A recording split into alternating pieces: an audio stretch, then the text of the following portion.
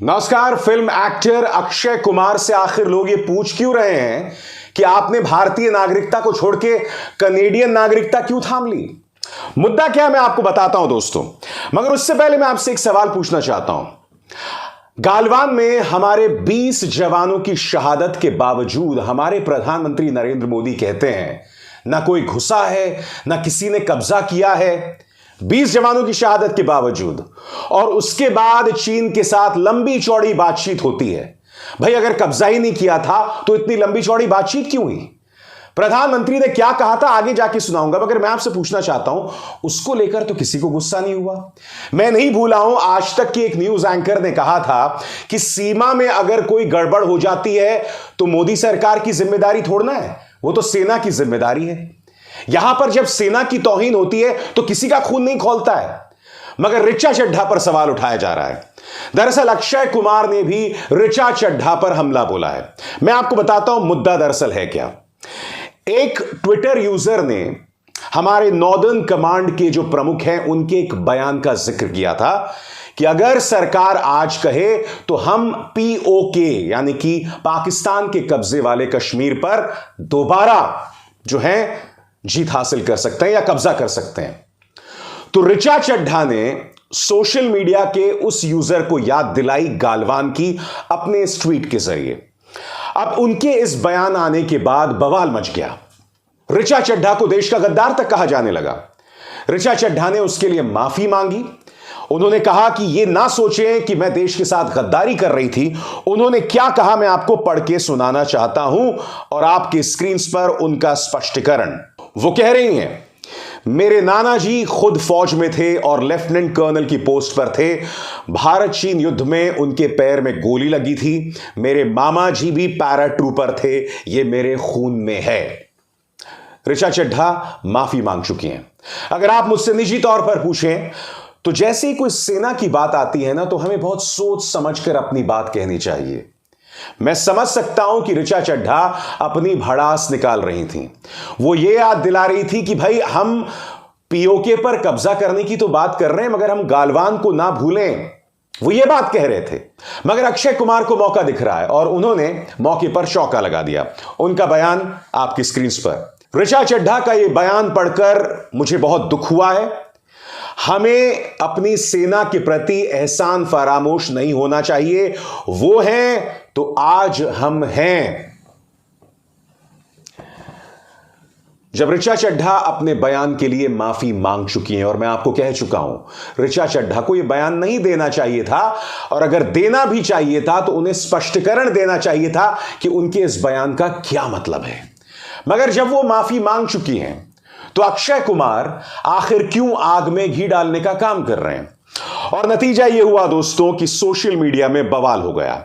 लोग उनको याद दिला रहे हैं कि आप जब कह रहे हो हमारी सेना, अक्षय कुमार ने कहा ना कि हमें अपनी सेना के प्रति एहसान फरामोश नहीं होना चाहिए, अनग्रेटफुल नहीं होना चाहिए।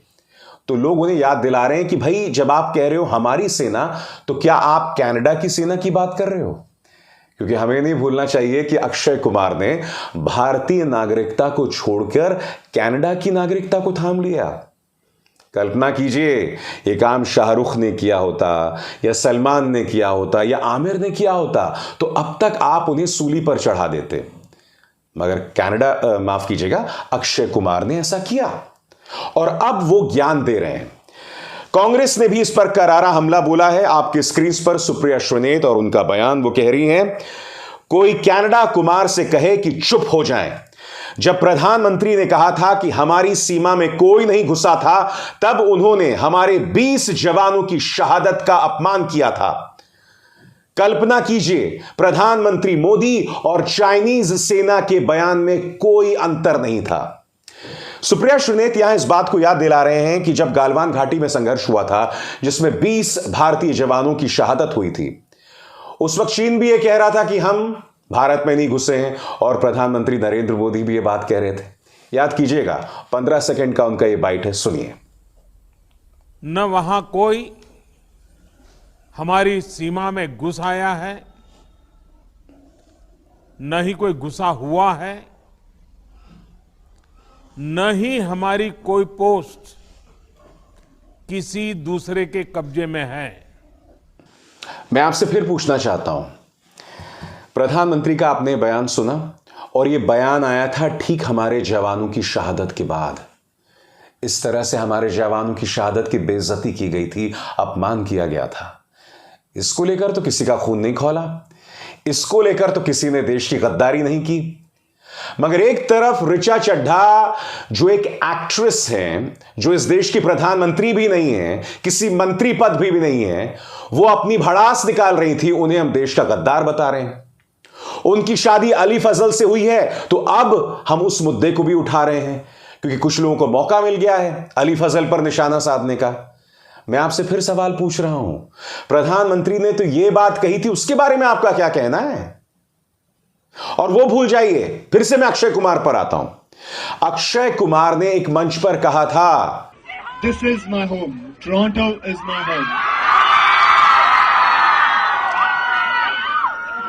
After I retire from this industry, I am going to come back here and stay. मुझे टोरंटो बहुत पसंद है और मैं रिटायर होने के बाद टोरंटो में बसना चाहूंगा। कल्पना कीजिए, यही बात शाहरुख खान कहते, सलमान या आमिर कहते, तब आप क्या करते बताइए? खुलेआम ये बात। और मैं आपको अक्षय का एक और बयान सुनाता हूं।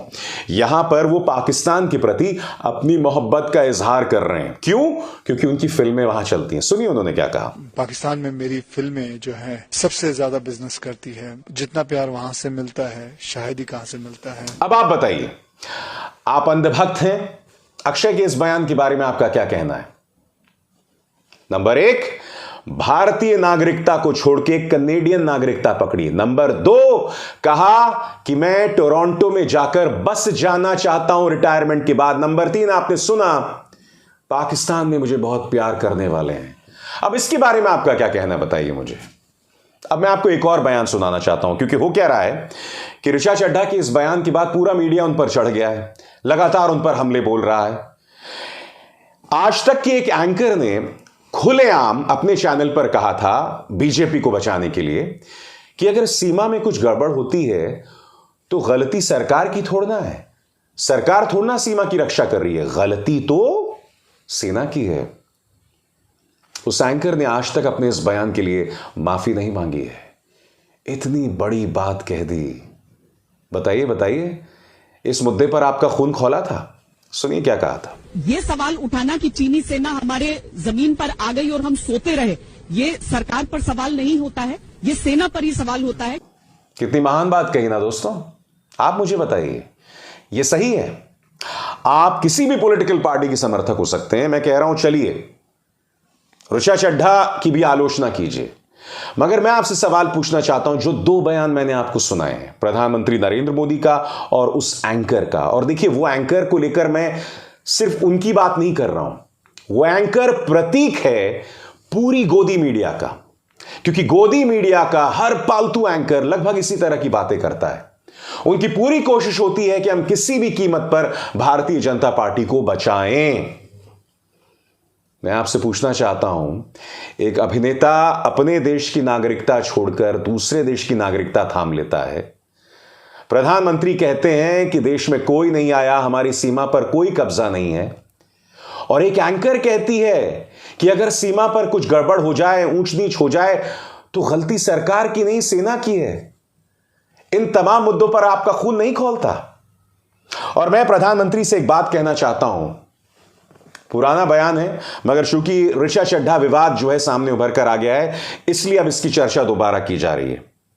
प्रधानमंत्री, मैं आपके सामने 2-3 तथ्य रखना चाहता हूं चाइना को लेकर। नंबर 1, भारतीय सेना उन जगहों पर गश्त नहीं लगा सकती जहां वो आज से 2 साल पहले गालवान में जो संघर्ष हुआ था, उससे पहले जहां वो पहुंच सकती थी, नहीं लगा सकती। नंबर 1। नंबर 2, डोकलाम में भारतीय सैनिकों और चीन के बीच संघर्ष हुआ था। हमने दावा किया था हमें जीत मिल गई थी। डोकलाम जो कि भूटान में।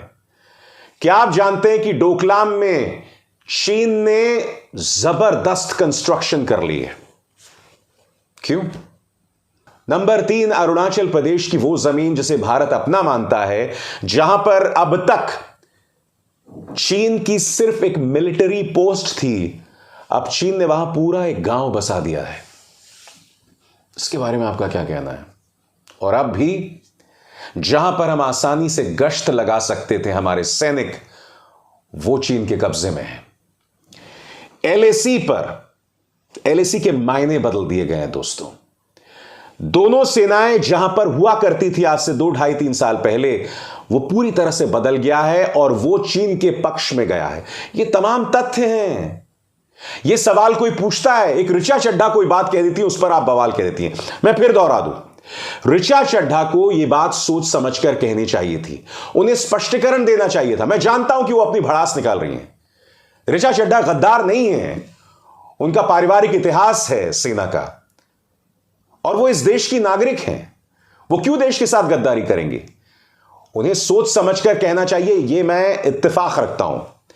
उन्हें ऐसी बात सोच समझकर कहनी चाहिए थी। जब वो कह रही थी कि गालवान सेज हाय, तो उन्हें स्पष्ट करना चाहिए था कि वो क्या कहना चाह रही हैं। मगर मैं फिर आपसे पूछना चाहता हूं, प्रधानमंत्री ने जो कहा, अक्षय कुमार की नागरिकता, उस आज तक की न्यूज एंकर ने जो कहा, उन तमाम मुद्दों पर आपका खून नहीं खौलता जो सही मायने में देश की अस्मिता पर सवाल उठाते हैं, और आपके शब्दों में जो सही मायने में देश के साथ गद्दारी है। क्योंकि देखिए, मैं देश के साथ गद्दारी, ये तमाम शब्दों को ना बहुत आसानी से इस्तेमाल नहीं करता हूं, क्योंकि कभी कभार लोग कुछ कहते हैं तो वो अपने अंदर की भड़ास निकालते हैं, अपने अंदर की गुस्से को निकालते हैं, और उस गुस्से में वो कभी कभी अपने देश से सवाल करते हैं। और जब आप अपने देश से सवाल करते हैं, जिसमें आप अपने सरकार, अपनी पॉलिटिकल पार्टीज, जब आप उनसे सवाल करते हैं, जब आप पुलिस से, सेना से सवाल करते हैं, तो वो देश के साथ गद्दारी नहीं है। आप देश के लिए चिंता में रहकर या देश के लिए चिंतित होकर वो तमाम सवालात रख रहे हैं, उसे देश के साथ गद्दारी नहीं कहते हैं। इन सवाल से देश बेहतर होता है, हमारी सेना, हमारी आर्मी का काम बेहतर होता है। मगर जब आप ये कहते हैं ना कि सीमा पर अगर कुछ गड़बड़ हो गई तो दोष सेना का है, सरकार का नहीं है, तब आप देश के साथ गद्दारी कर रहे हैं। फर्क समझिए सवाल करने और देश के साथ गद्दारी में। बात समझ आई? चलिए, आप समझदार हैं, समझ ही गए होंगे। नमस्कार। स्वतंत्र और आजाद पत्रकारिता का समर्थन कीजिए, सच में मेरा साथी बनिए। बहुत आसान है दोस्तों, इस ज्वाइन बटन को दबाइए और आपके सामने आएंगे ये 3 विकल्प, इनमें से एक चुनिए और सच के इस सफर में मेरा साथी बनिए।